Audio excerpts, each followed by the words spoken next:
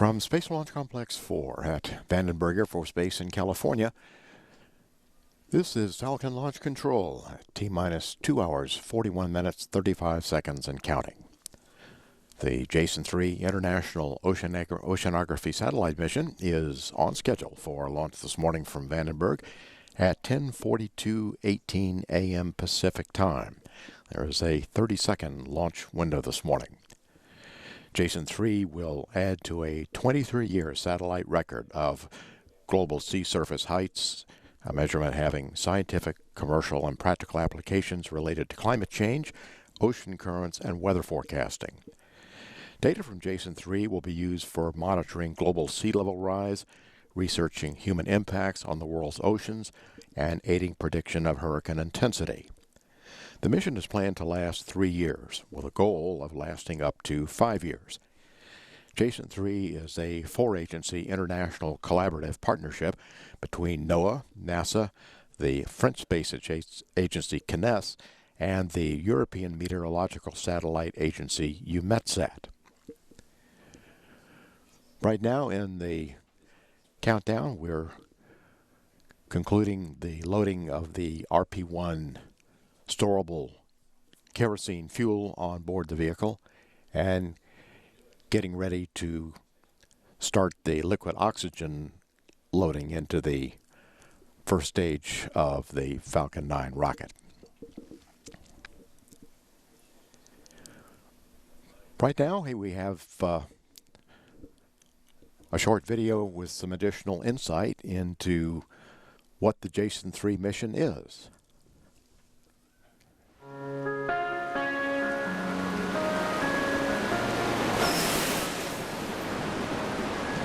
The world's oceans play a crucial role in life on Earth, especially in relation to its influence on weather.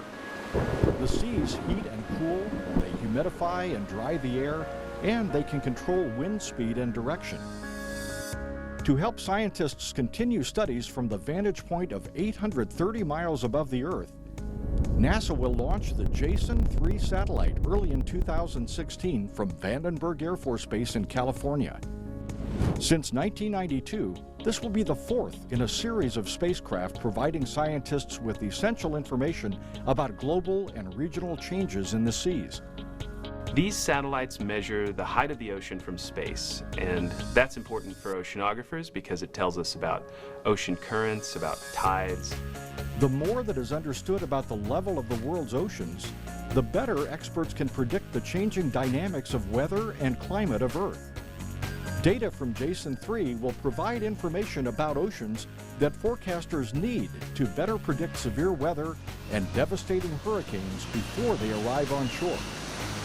The satellite also will help scientists track rising global sea levels. Since the data acquired by Jason-3 will have global applications, it's appropriate that the mission is a joint international endeavor. And the actual spacecraft is built in France by Thales Alenia under contract to CNES. And the spacecraft was delivered to the launch site back on June 18, 2015. CNES is the French space agency, the National Center for Space Studies. NASA will launch the satellite for NOAA, the National Oceanic and Atmospheric Administration, and EUMETSAT, the European Organization for the Exploitation of Meteorological Satellites. Jason-3 will launch from Vandenberg Air Force Base on the central California coast into a polar orbit. That's important for the mission because Jason-3 is an ocean topography mapping mission. And going into a polar orbit around the Earth, with the Earth rotating underneath the spacecraft, enables Jason-3 to see as much ocean on a recurring basis as possible. The Jason-3 satellite will be boosted to orbit by a SpaceX launch vehicle. The Jason-3 spacecraft will launch on the Falcon 9 rocket.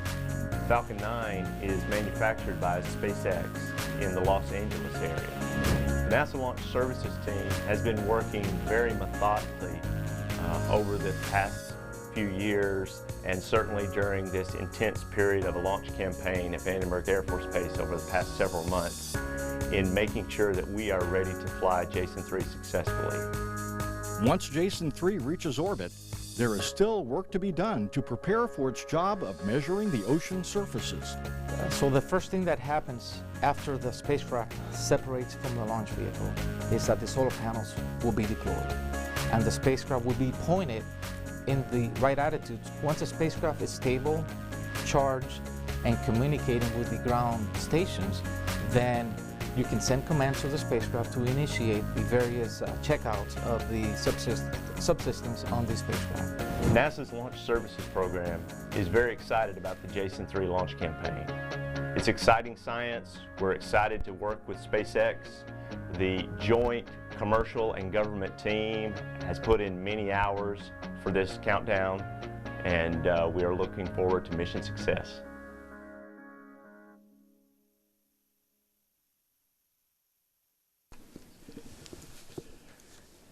And this is a live picture from Space Launch Complex 4 at Vandenberg Air Force Base. We've completed loading RP-1 onto the Falcon 9, and we're just completing the chill down process for the transfer lines of the liquid oxygen, getting ready to begin loading liquid oxygen into the Falcon 9 rocket. Our weather forecast this morning continues to be very favorable. No significant issues weather-wise that would preclude a launch this morning. The temperature right now at Vandenberg about 54 degrees. Some coastal fog and overcast expected to gradually burn off as we get later in the morning. But launch viewing should be reasonably optimal by the time we reach our T0 at 10:42:18 this morning. At T-minus 2 hours, 34 minutes, 48 seconds and counting, this is Falcon Launch Control.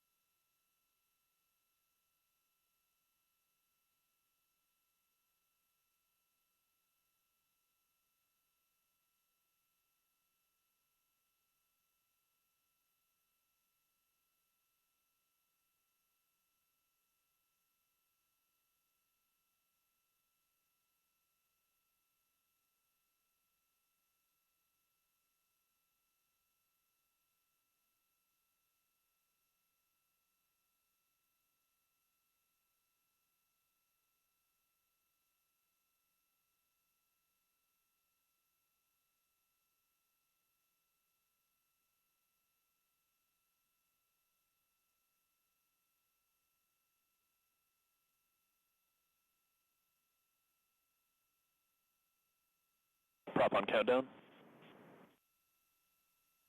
Go ahead and countdown. Indicate when ready to vent stage 2 locks and fuel tanks to ambient.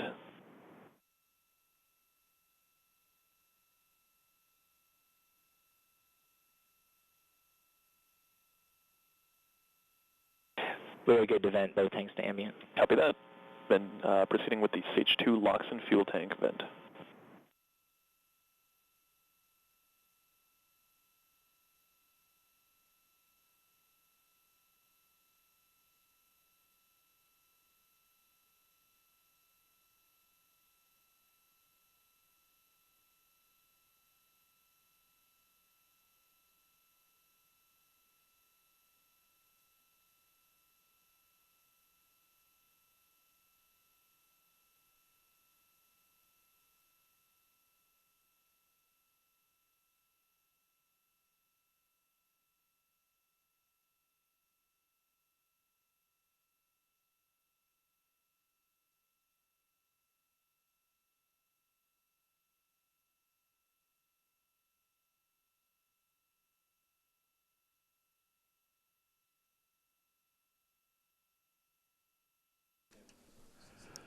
This is Falcon Launch Control, T-minus 2 hours, 24 minutes, 53 seconds, and counting. Here at Space Launch Complex 4, we have a live picture of the Falcon 9 rocket on the pad. We're loading liquid oxygen on board. The Falcon 9 rocket is now underway. Joining us now is Dr. Stephen Volz, the NOAA Associate Administrator for Satellite and Information Services. And Dr. Volz, welcome. We'd like to get some insight from you in particular about the purpose of Jason-3 and how important this mission is. Well, thank you, George, and it's a thrill to be here to talk about this today. So Jason is a combination of a couple of things for us. It's both a climate measurement mission and it's also an operational weather supporting mission. From the climate point of view, the altimetry that Jason does, the measuring of the sea surface ocean, is really a key signature of understanding the changes in the climate, the changes in the Earth's response to the greenhouse gases in the atmosphere. And Jason and its predecessors, Jason-2, 1, and Topex Poseidon, and launched in '92, are really providing us an essential climate measurement that we'll have for now and looking into the future to understand how our sea surface is changing over time. And from that, we take a number of derivative measurements that are very helpful in understanding the climate change. From an operational point of view, knowing the surface of the oceans and monitoring major ocean waves and ocean currents are all very important as input parameters and model parameters for our understanding of the atmosphere and of the global climate, global weather environment. So the Earth is 3/4 water, or 70% water, and a lot of our storms and our weather activities propagate over the oceans, and understand the ocean atmospheric dynamics are key, and Jason is a key measurement parameter in informing those models and forecasts. Well, NOAA's leading this mission, but who are the others involved, and how does the international partnership work? It's really a partnership of the passionate and the willing. We all have common themes and common expectations from this. It's both two research agencies, CNES from the French Space Agency and NASA, the U.S. Research and Development Agency for Space. And on the operational side, it's EUMETSAT from the Europeans and NOAA from the U.S., who have the operational weather and forecasting responsibilities. So it's it's an excellent bridge of research and operations. The whole 4-satellite series leading up to Jason-3 today has been a mixed combination over time of both research and operations, and a clear example of how the research, asking the unexpected questions, sort of trying to reach out and figure out how we can understand things from the research side, can lead to a real operational asset for us as we do, as I mentioned earlier, the weather and the climate predictions and projections over time. Well, with Jason-2 still in orbit and evidently still working quite well, why is it important to launch Jason-3 now? Well, as an operational asset, you always want to have it. So you never want to be in a situation where you're waiting to get an input, a piece of data or information that you need to support your modeling. So it's having the follow-on system in place while the continuing system is operating is key for a couple of purposes. One is for continuity, so you don't have a gap in the measurements that you're trying to make, that you need to make. Second is even though you build the satellite to be exactly like the previous one, when you do, every satellite, every instrument is different. So you have to understand its idiosyncrasies, its detailed specifics. So we fly the two satellites together in very close proximity, measuring the same physical phenomena. So we have many years, 8 years of operations on Jason-2, so we know how it behaves. We know what its performance is. We know what we can extract the real actual performance and measurements against the observations. We put Jason-3 right next to it. We monitor them for a year or two in parallel. We get to see exactly how Jason-3 behaves, and we anchor it to the previous data record. So the tandem operations is essential for a good, not essential, but it's very helpful and very useful for a cross-calibration as we move forward. What is the featured instrument on Jason-3 that will give us the keys that we're looking for into the sea surface height?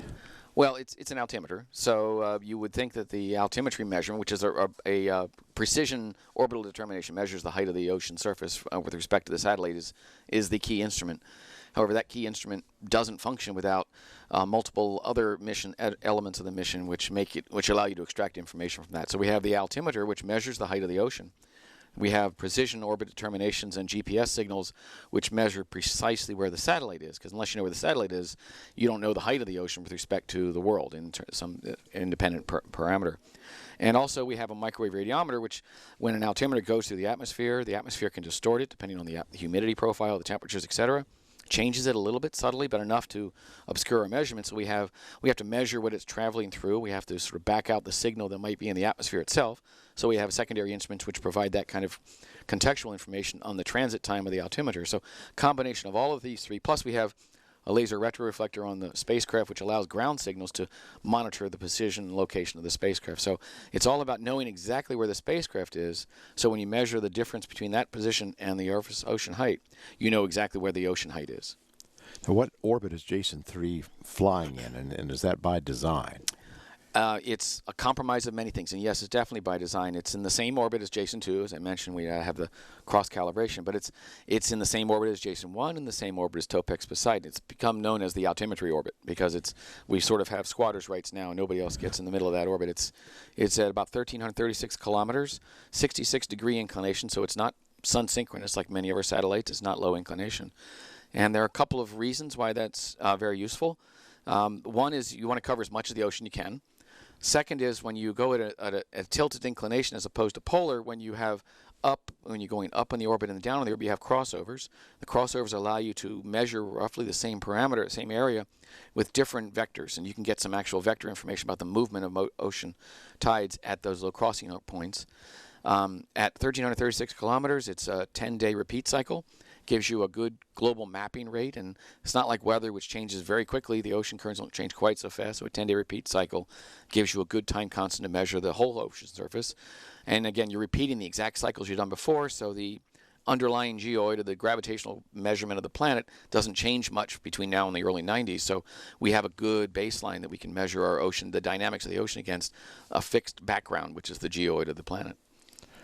Well, if you look ahead, this is Jason-3, but might there be a Jason-4, a Jason-5, a Jason-6? Jason-7, Jason-8, Jason-9. We see this as a essential measurement that is now become embedded in our modeling and in our predictions, and from a climate perspective, you see sea surface rise in the news. It's an essential measurement we need to make. And yes, there are currently this 4-party partnership, which is will now be expanded some with Europeans. ESA is coming in, so it has become adopted as part of the Sentinel program, which is the Copernicus program. So there'll be a Sentinel-5 or Sentinel-6, A and B, which will be the equivalent of Jason-4 and 5.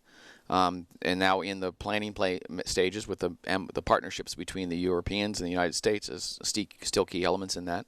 And that's targeted to launch first one around 2020 or thereabouts, with another one following about 5-year cycle. So we definitely see this as a sustained activity based on the value and the importance that we've been able to draw from it for the long term.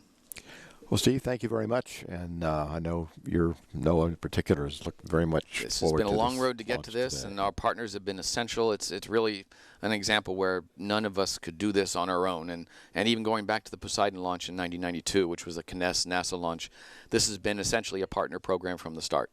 The oceans don't have boundaries, and we all share the same information content. So we've been looking to this for a long time and looking forward to a good launch today.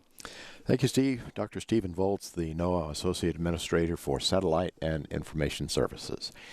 And we're now at T-minus 2 hours, 16 minutes, 25 seconds and counting. This is Falcon Launch Control.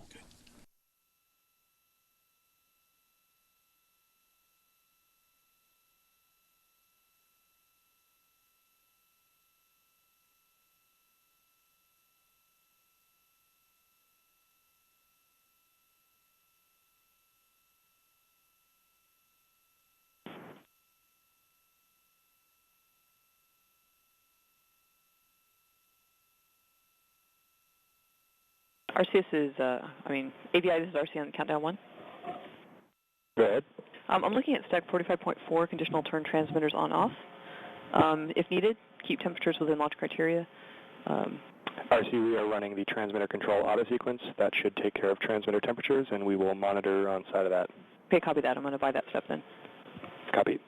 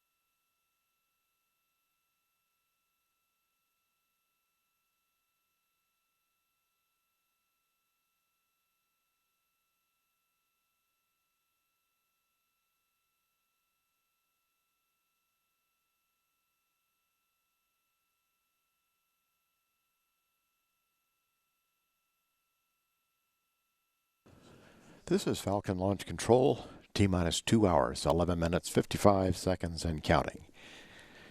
As we see at Space Launch Complex 4, our Falcon 9 rocket is gradually disappearing into one of the coastal fogs that Vandenberg is quite well known for.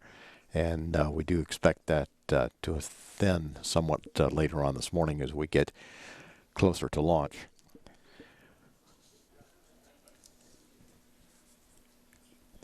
This is the Launch and Landing Center for SpaceX, located on North Vandenberg Air Force Base, where our launch control is being done from today here at Vandenberg. They are controlling the Falcon 9 rocket at Space Launch Complex 4. And this is the Mission Directors Center.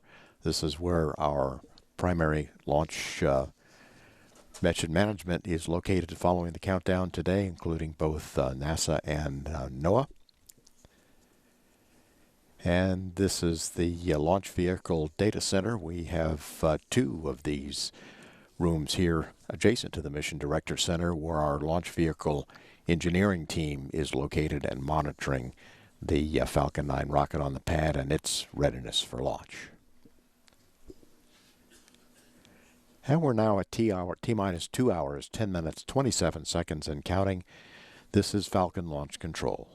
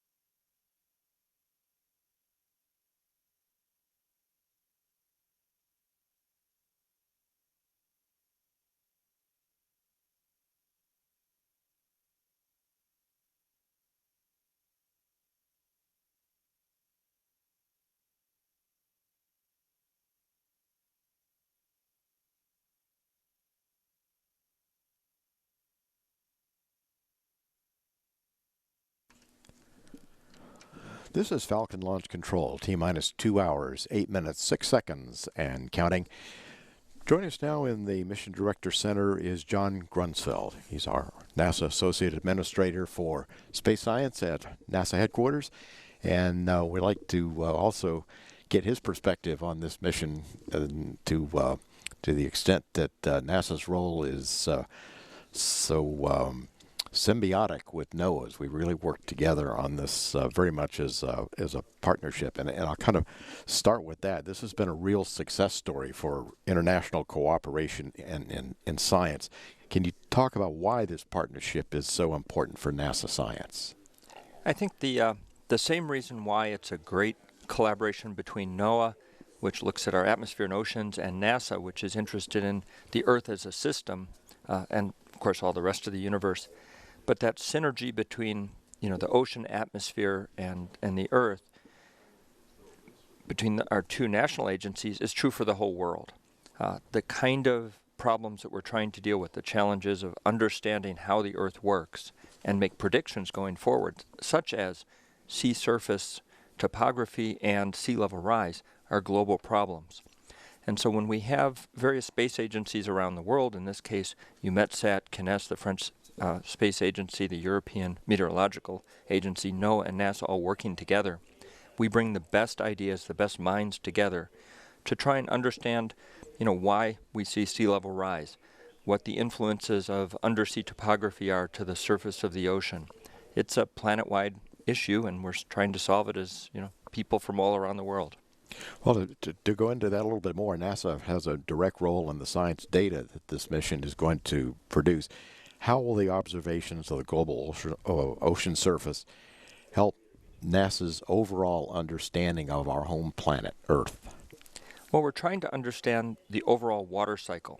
And this is something that we learn as school kids, that you have evaporation from the ocean surface, it goes into clouds, the clouds rain on the land. Some of it freezes in the form of or comes down as snow, which makes glaciers. The glaciers melt, run into the ocean. And that whole cycle is actually very complex. And it's something that we need to understand if we want to understand what the future of planet Earth is. We do know, for instance, in Greenland, that the glaciers are melting very rapidly, the ice sheet.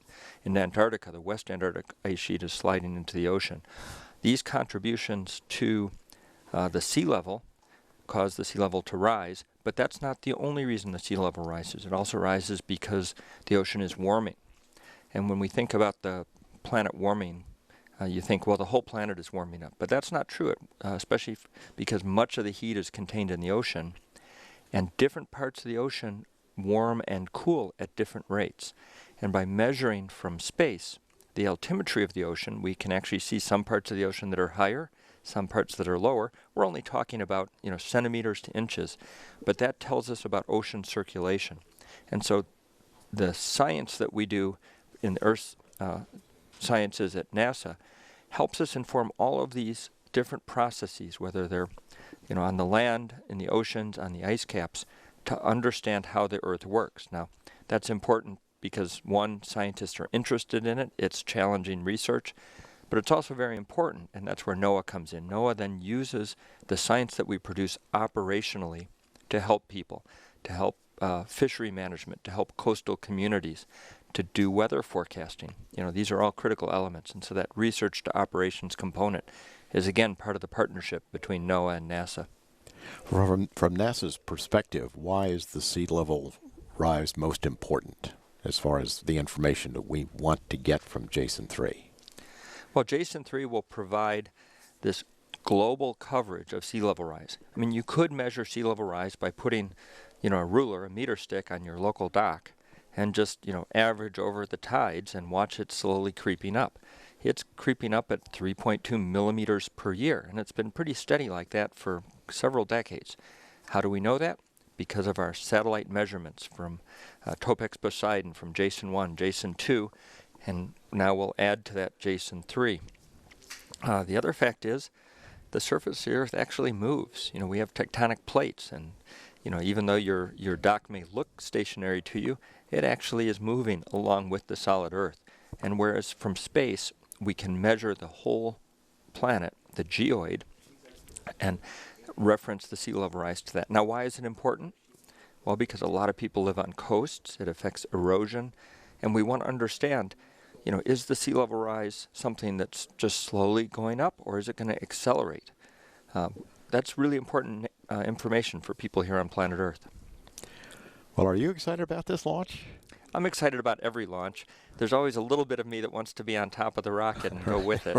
It's kind of a long mission. I'd run out of food pretty quick, but ever since I was a kid, I liked launching rockets, and so every time you build a system and send it off of planet Earth, that's an incredibly exciting event. Well, John, thank you very much, and I'm sure you're looking forward to this just as our NOAA partners are, and everyone here watching the launch today, if it comes out of the fog. If it comes out of the fog which is driven by moisture off of the ocean. We're sitting here right by the Pacific Ocean, and the sea level not too far away from us. Right. So let's hope we get Jason-3 off today. Go Jason-3, go Falcon 9. Thank you, John. And we're now at T-minus 2 hours, 1 minute, 58 seconds and counting. This is Falcon Launch Control.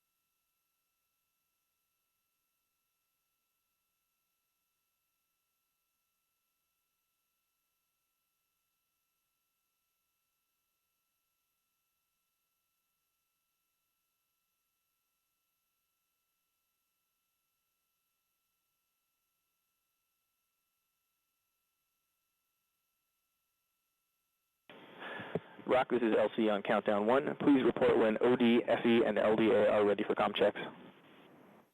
This is Rock, standby 1. Copy, standing by.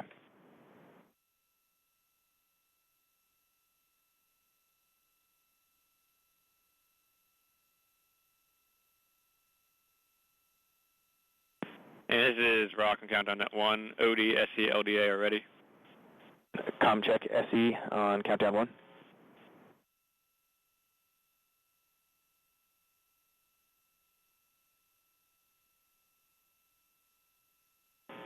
Going to repeat on countdown 1. Comm check SE. SE loud and clear, Helmy. I got you loud and clear. Thank you. Comm check OD on countdown 1. Loud and clear, Helmy. Loud and clear. Thank you. Comm check LDA on countdown 1. LDA, loud and clear, Helmy. Loud and clear. Thank you.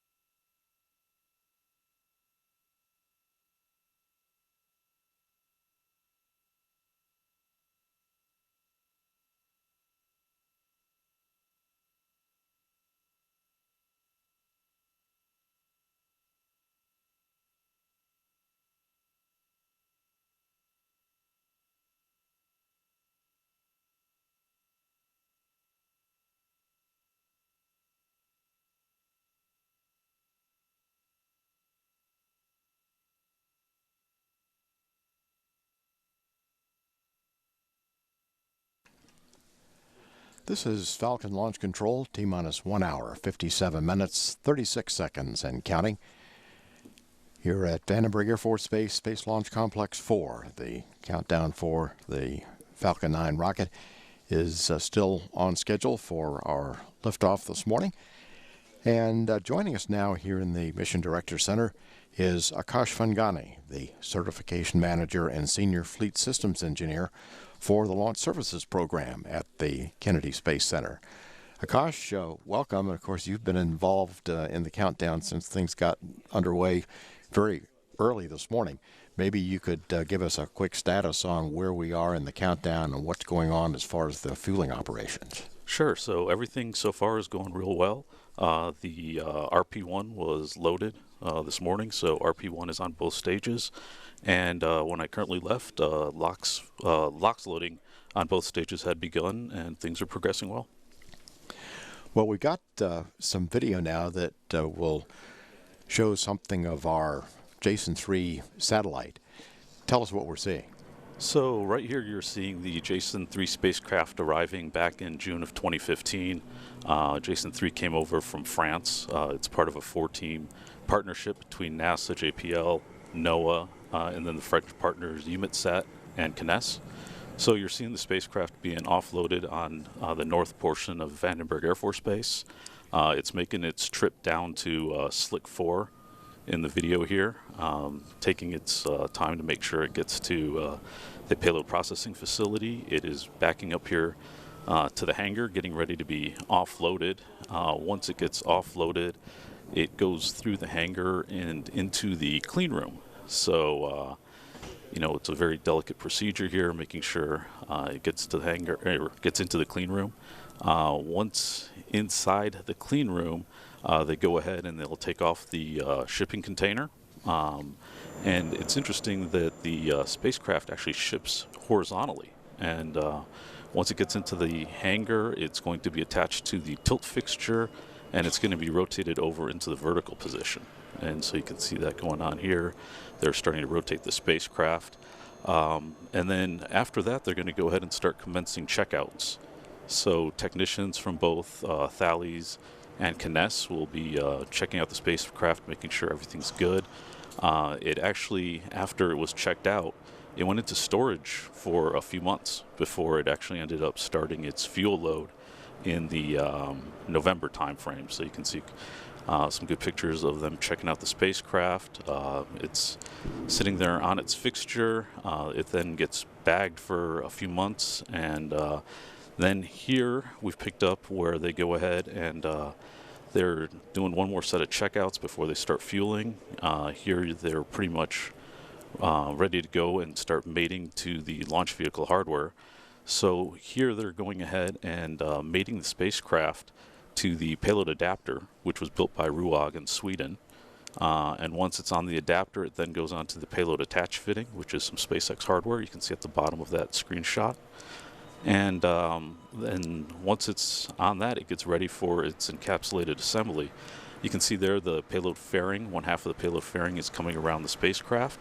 The payload fairing is the protective shroud that we use for ascent, and it'll be on for roughly 3.5 minutes during ascent before it goes ahead and flies away. And then after after the payload is encapsulated, they go ahead and rotate that into the horizontal, mate it to the launch vehicle, and then it gets rolled out to the pad, and that's where we're at today. So you can see a great shot of the encapsulated assembly there, getting ready to be broken over for rollout. Well, tell us a little bit about Space Launch Complex 4 here at Vandenberg. It's had some roles in some previous launch programs, hasn't it? Oh, yeah, absolutely. So Slick 4 has been around since 1963.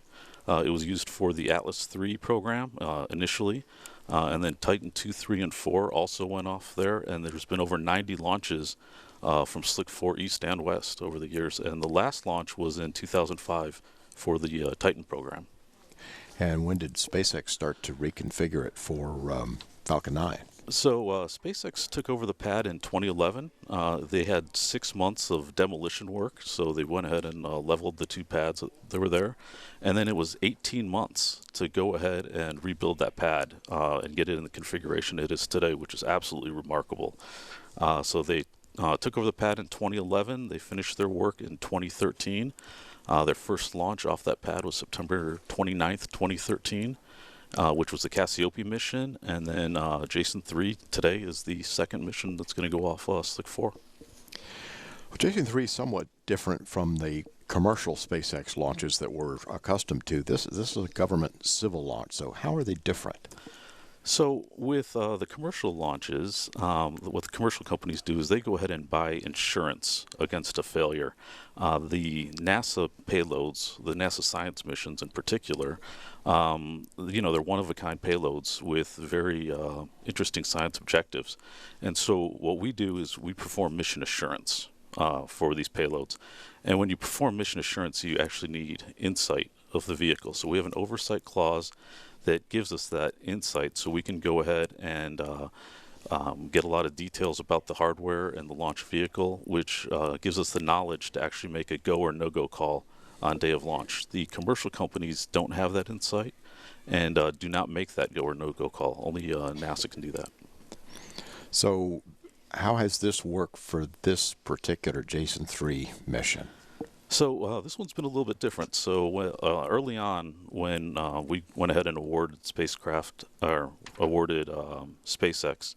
the Jason-3 mission, it was a new common launch vehicle configuration. So per our policy, we have to go ahead and certify that. And so that to certify the launch vehicle, and that was about a 2.5-year process for us. And so what we do is we go ahead and review all the design, the testing of the rocket. We look for things that have previously failed throughout the history of launch vehicles and make sure that we understand what the risk is with this particular rocket. We want to mitigate those as soon as possible so that when we get down towards the end of a campaign, we're not in a schedule delay. We don't want to find anything big. So what we do is a lot of risk mitigation activities. Whatever we do find, we mitigate to the best of our abilities and make sure that we're complete with certification with about 6 months to go. Then what we do is we kick over into our fleet insight phase where we concentrate on our build of the vehicle. We want to make sure that the hardware we have for Jason is going to be successful, so we monitor that build of that particular hardware, look at all the nonconformances, look at all the analysis for our vehicle, then get into the processing. We've had people here for the last 3 or 4 months making sure that the processing of our hardware goes well and there's no surprises as we get closer to launch.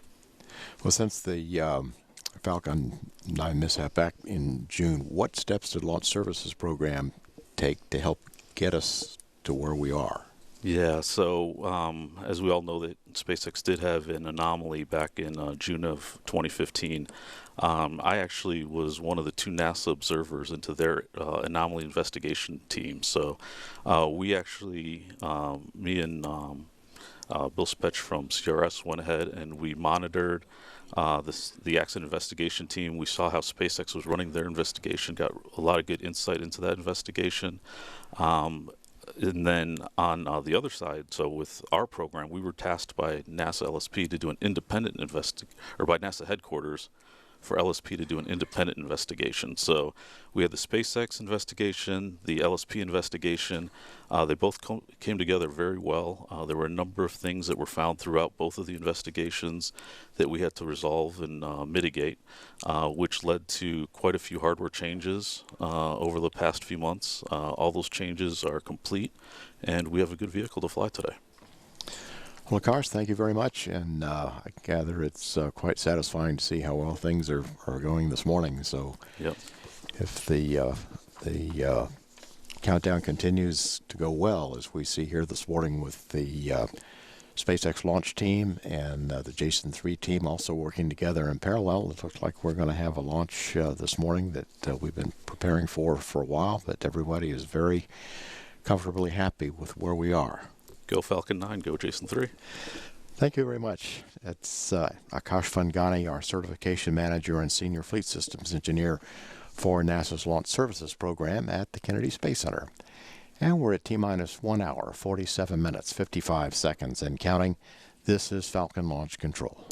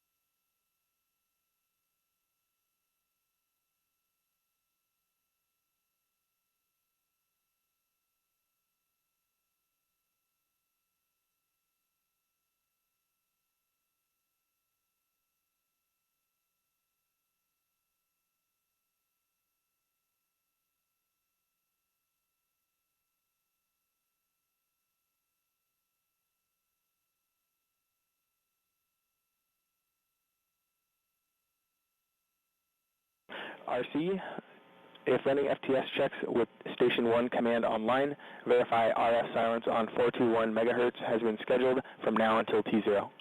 Copy that. Issuing FTS checkouts auto.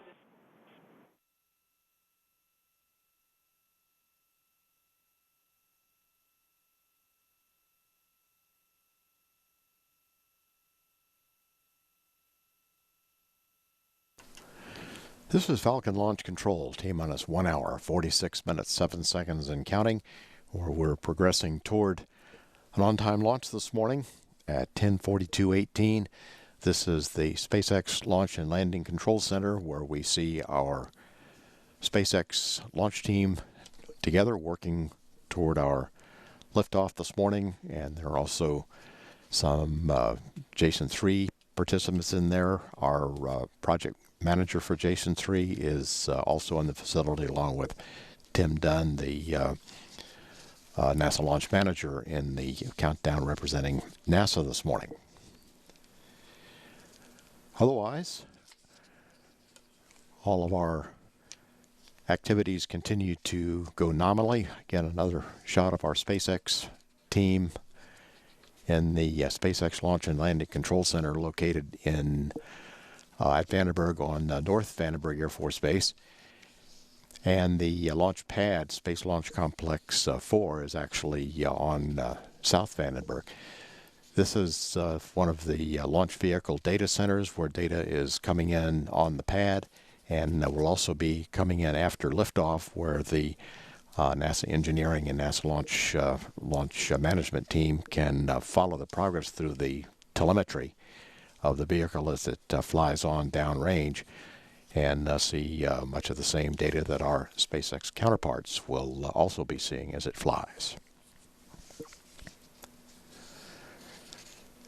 Back here in the Mission Directors Center, this is where our mission management is located, and our representatives from NOAA and NASA following the countdown along with our engineering team next door. And we're now at 1 hour, 44 minutes, 13 seconds and counting. This is Falcon Launch Control.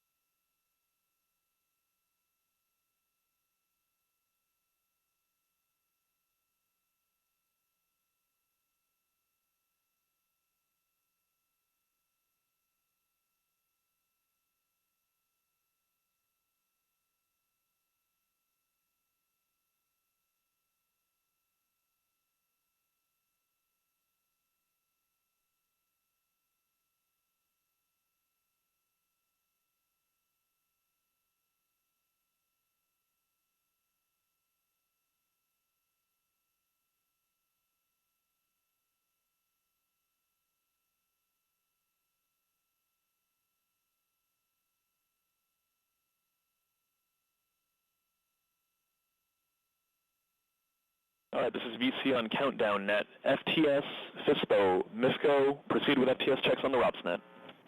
FTS copies. FISPO copy. MISCO copies.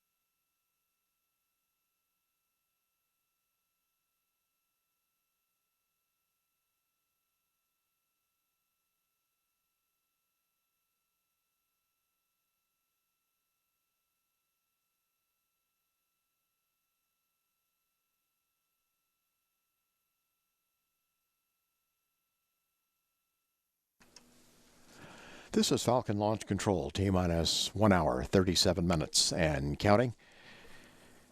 Joining us now in the Mission Director Center is Kevin Cooley, the Director for the National Centers for Environmental Protection Central Operations Center for NOAA, and the correct name is Environmental Prediction.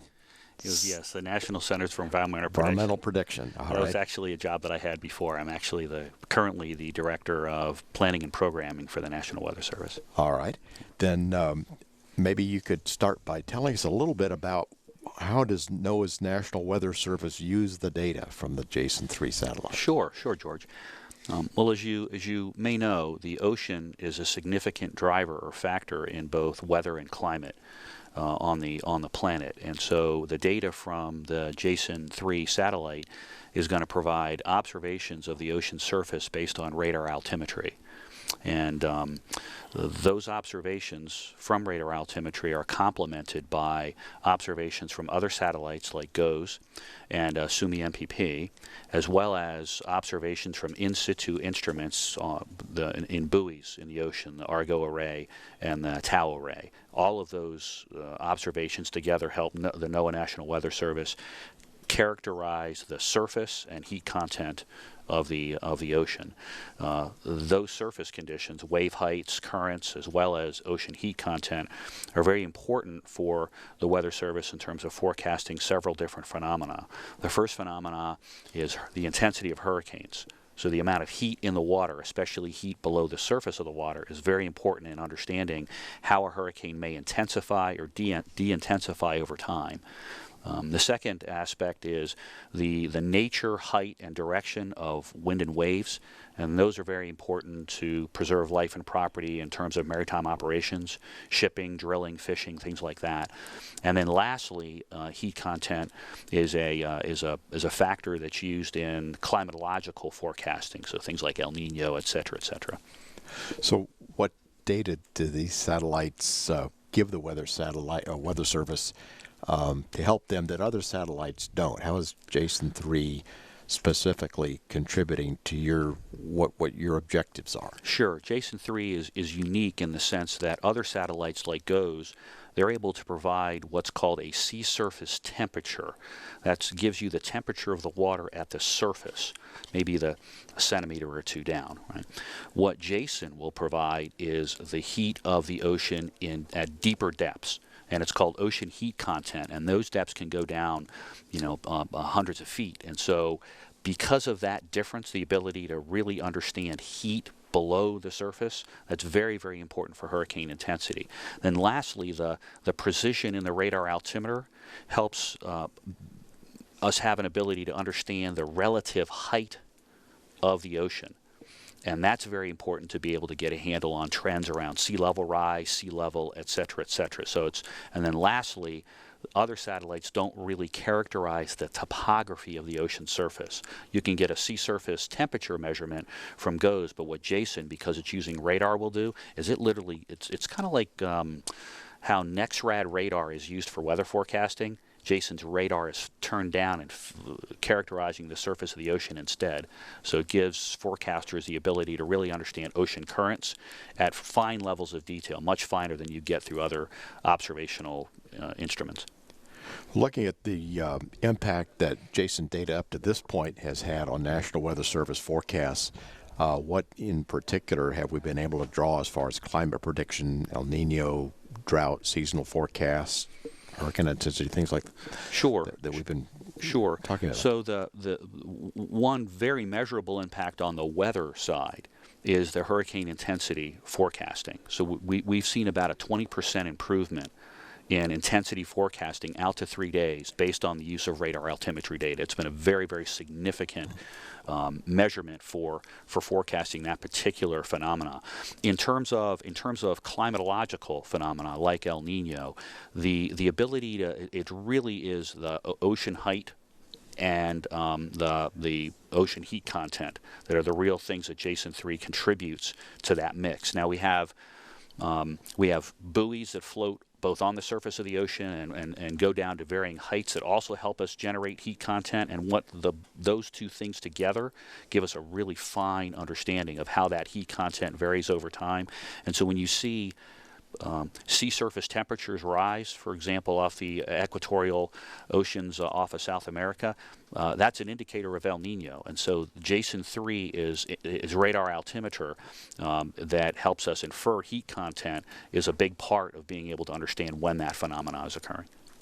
Well, thank you very much. You're very welcome. Kevin Cooley from NOAA giving us some insight on how we have some real operational effect on what Jason has been and will continue to do for us. This is a great day today.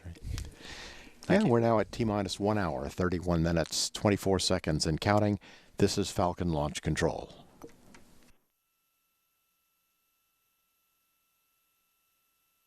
LC, FTS on countdown 1. Go ahead, FTS. This is LC. FTS checks are complete and acceptable. Copy that. Thank you.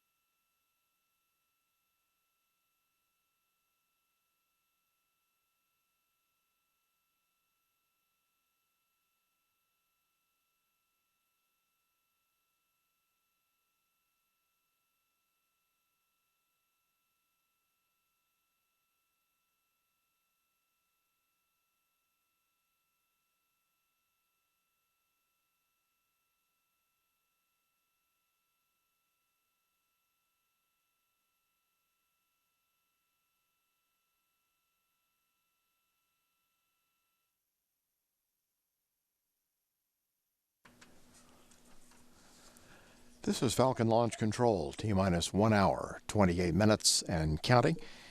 Joining us now in the Mission Director Center is Josh Willis. He is the Jason-3 project scientist from NASA's Jet Propulsion Laboratory. Josh, thanks very much for coming with us, and I know you'll be able to give us some additional insight into the significance of Jason-3 and what it means. And maybe you could start by telling us, why is sea surface height measurement so important? You bet, George. I'm really happy to be here and really excited about this day. We're looking forward to Jason-3 bringing us some amazing measurements of the height of the ocean. The height of the ocean is important for us to measure because as oceanographers, we like to understand the currents in the ocean. So whenever there's a large current in the ocean, it literally tilts the surface, and that tilt is actually what we measure with the Jason missions and their predecessors, Topex Poseidon. In fact, we can measure the height of the ocean with an accuracy of about 1 inch from 800 miles up. So it's an incredible technological feat, too. How does it help in, or how does it work in monitoring ocean circulation patterns? Well, those currents, if they persist for anything more than a few days, they cause the surface of the ocean to literally lift up on one side and depress on the other. So if we measure the ocean height over here and we measure the ocean height over here and we look at the difference between them, it tells us how fast the currents are going and also what direction they're going. It's sort of like if you ever read the paper, you know, they put that pressure map with the wind in there. It's just like that for the oceans with sea surface height. Well, from an operational standpoint, how will Jason-3 help improve forecasting, and in what ways? Well, there's a bunch of ways that we use the Jason data to improve forecasting. So we usually think of forecasting as forecasting the weather, so forecasting the atmosphere. That's where we live. That's the weather report we see when we turn on the TV. But of course, we also forecast the oceans. So the ocean circulation is always changing. Those currents are wiggling around. There's big eddies moving water in different places. And the Jason satellites help us see that really clearly, what the conditions are today. And then you can run computer models to help us figure out what they're going to look like tomorrow. And there's a few simple rules. Typically, when you see something in the ocean that looks like an eddy or a big high sea surface, it means currents are going around in a swirl, and those typically move from east to west just because of the physics of the ocean. So in a very similar way, we forecast the ocean, and the Jason data is really critical for that forecast because it tells us what the surface currents are doing right now today. How does Jason-3 help us monitor the effects of global climate change? Well, this is an issue that's really near and dear to my heart because, to me, this mission really does something that no other measurement or mission that we have does. It measures human-caused climate change in a way that's really comprehensive. Remember, 2/3 of our planet are covered by ocean, and that ocean is rising.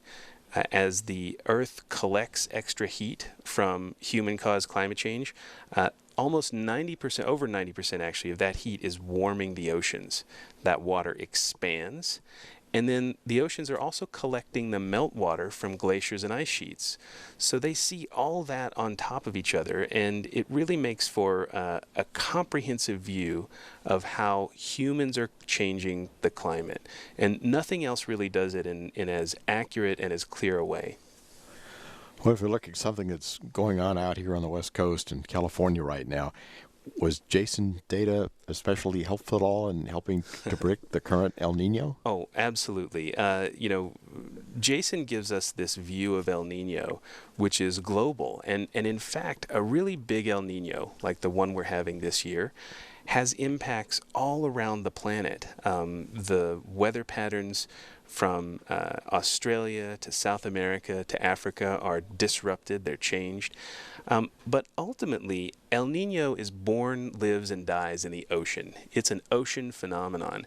And when it happens, heat is moved from one part of the ocean to the other, and that heat changes the height of the surface. So in fact, off of our coast and along a lot of the coasts of North and South America, sea levels are almost a foot higher because of this extra warm water that's piled up in the eastern Pacific. And the Jason data gives us an incredibly clear picture of that. As a matter of fact, the last time we had an El Nino this large was the 1997-98 event, which a lot of people here in California, we really remember it. It doubled our snowfall and doubled our rainfall for that rain year. So it was a huge event. Even Chris Farley got in on the action. Well, is there any idea how Jason data might be helpful in predicting when the current El Nino might end? Yeah, that's a really great question. Actually, maybe we could roll that video of the two events side by side. On the left, you see the 1997 El Nino playing out. The reds and whites are higher than normal sea level. The blues and purples are lower than normal. And now we're up to about November, December, and on the right-hand side, you see this year's event. So you can see that actually it started in, it was even a little bit bigger than the previous year, the 1997 event. And by some measures, it certainly takes up a lot more of the ocean as we get to the present day. You can really see how huge this thing is.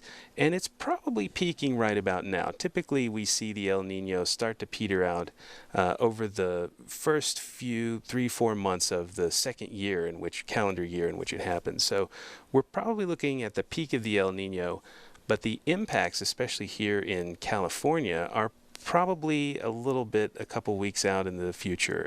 But we expect late January, February, and March to have really above average rain.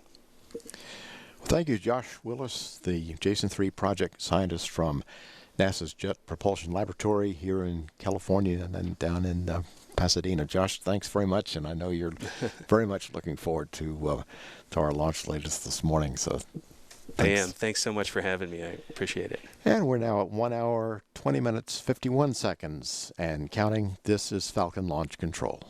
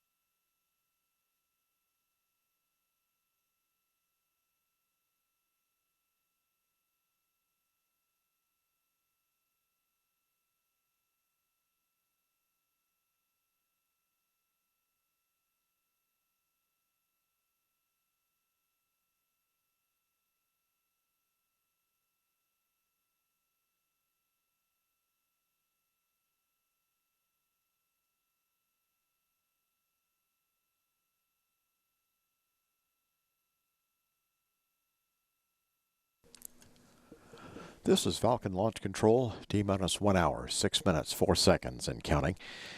At 2.5 minutes after the SpaceX Falcon 9 rocket leaves the pad, the first stage main engines will cut off. And then about 3 seconds later, the rocket's first stage will separate. Second stage ignition follows 8 seconds later. Half a minute into the second stage burn, the payload fairing, or the launch vehicle nose cone, will be jettisoned, which occurs at 3 minutes after launch. The initial second stage engine cutoff will take place 9 minutes after liftoff. Then Jason-3 and the spacecraft's second stage will coast in an intermediate orbit for about 46 minutes. The second stage engine will fire a second time about 55 minutes after launch to place Jason-3 into the nominal orbit. Separation of the rocket and the spacecraft will occur about a half a minute later at approximately 56 minutes after liftoff. About 2 minutes later, Jason-3 will begin to deploy its twin solar arrays. Jason-3 will assume an orbital inclination after launch of 66 degrees. We're standing by in just a few minutes to get a briefing from our Launch Weather Officer, Lieutenant Joseph Round from the 30th Operations Support Squadron. That's the next major thing coming up. And right now we're at T-minus 1 hour, 4 minutes, 34 seconds and counting. This is Falcon Launch Control.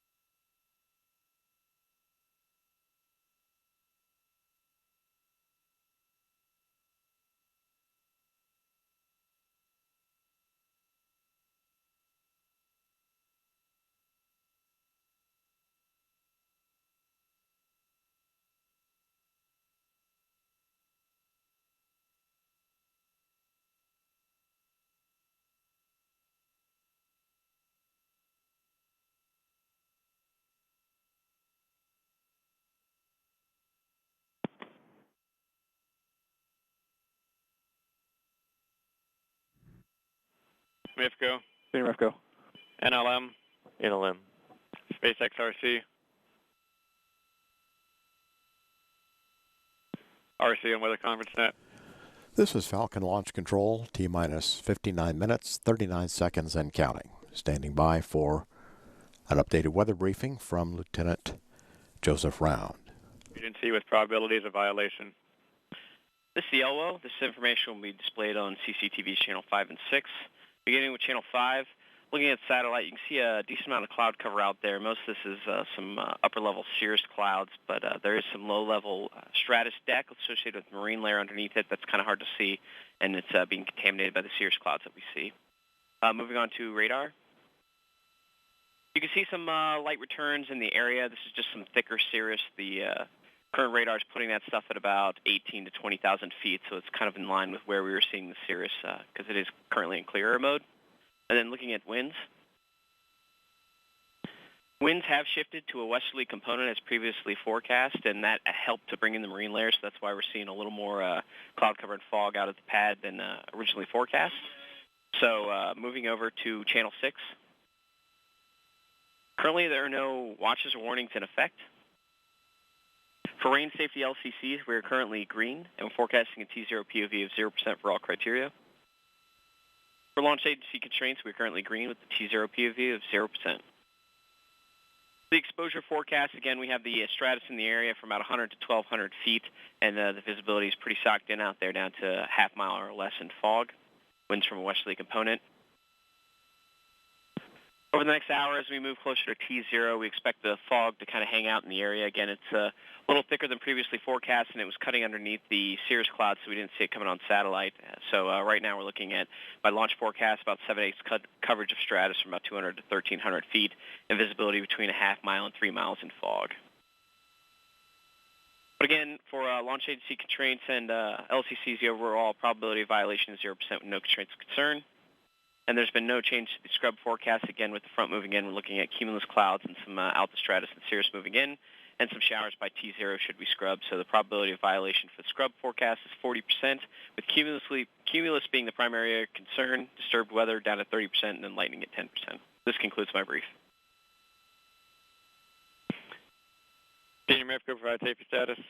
Senior MEFCO, today we ran risk models for debris and overpressure hazards, and the final 15 minutes. Flight area is clear, and MIFCO has my green. Copy that, thank you.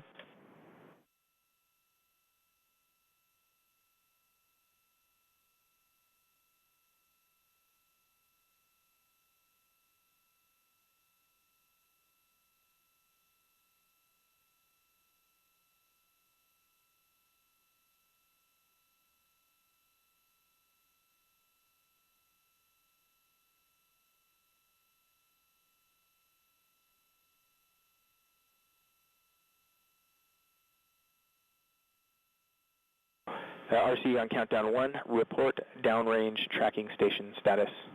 Standby 1.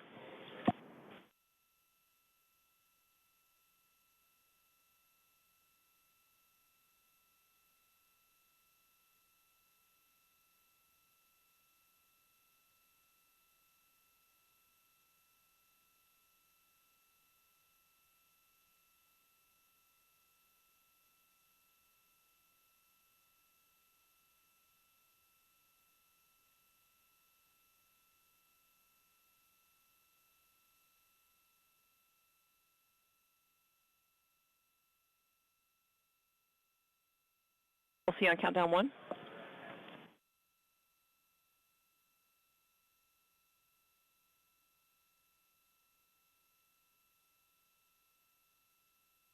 LC, this is RC on countdown 1.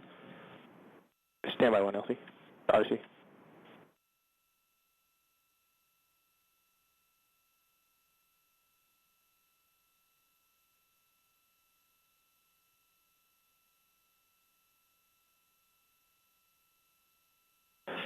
RC on countdown 1, go ahead. Downrange status is everything is green with the exception of Hartebestock Sansa. The backup link, they're troubleshooting a comm issue. Okay, so HBK backup is... They're troubleshooting a backup, a comm issue with the backup link.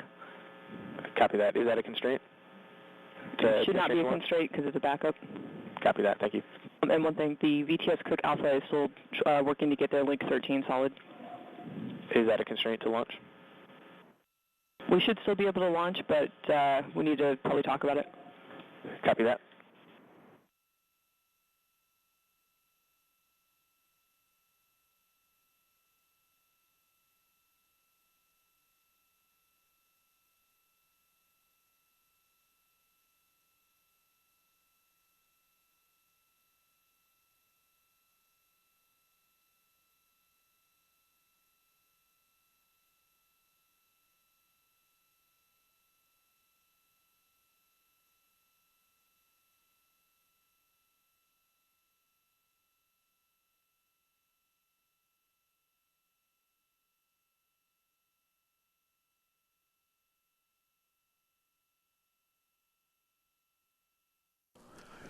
This is Jason Launch Control, T-minus 53 minutes, 50 seconds, and counting. We're proceeding toward an on-time launch. As we heard, our weather forecast is go for this morning. Joining us now here in the Mission Direction Center is Mark Cohen, our Assistant Director and Chief of Low Earth Orbit Programs for EUMETSAT. Mark, welcome, and I think maybe it would be interesting to hear us a little bit about the role that EUMETSAT has played in the whole Jason mission series and what it is in particular for Jason-3. Okay, thank you very much.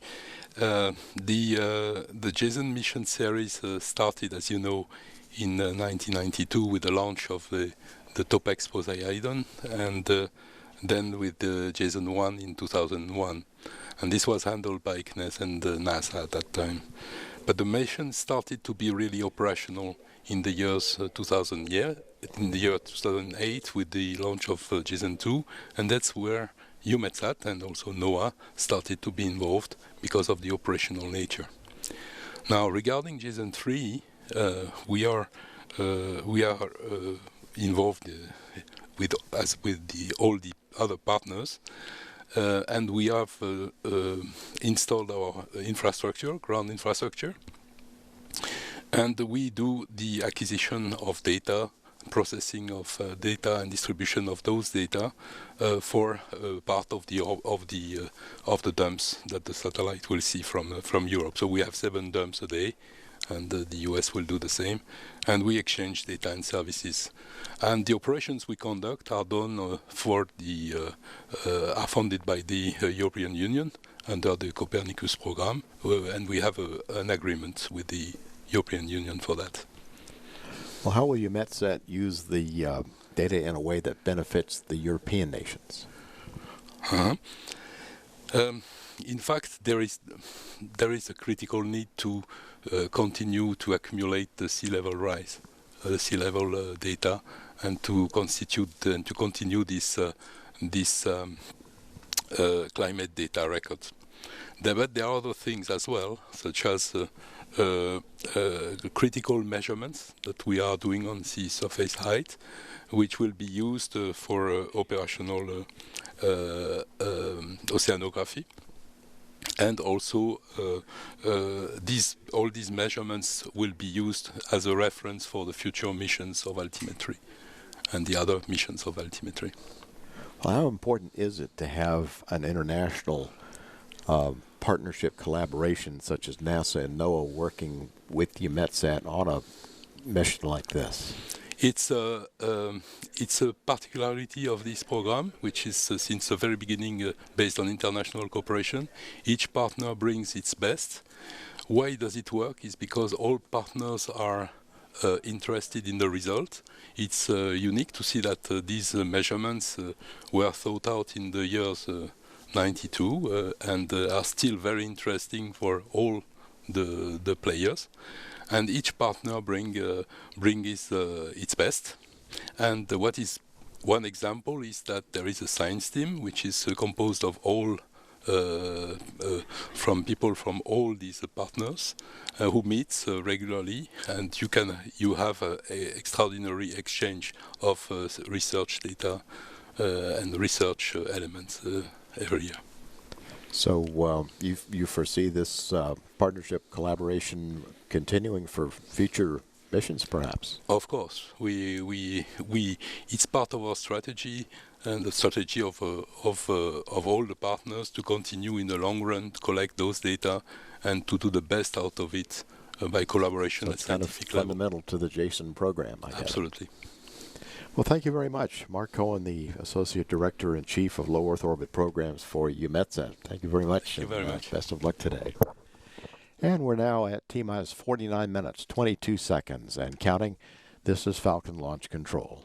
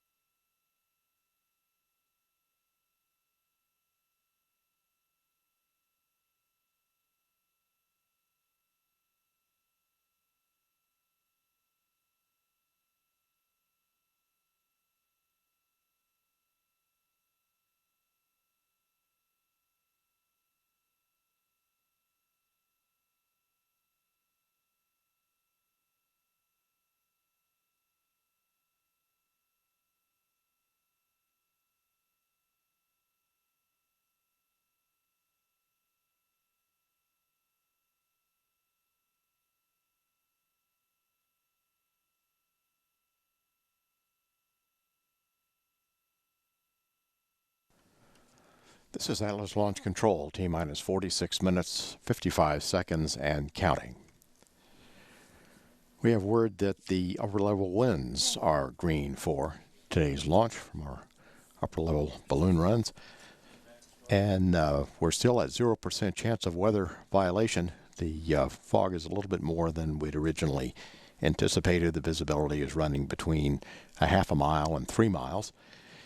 And but otherwise, the weather's green, and we're continuing to complete our liquid oxygen loading on board the vehicle. At T-minus 46 minutes, 18 seconds and counting, this is Falcon Launch Control.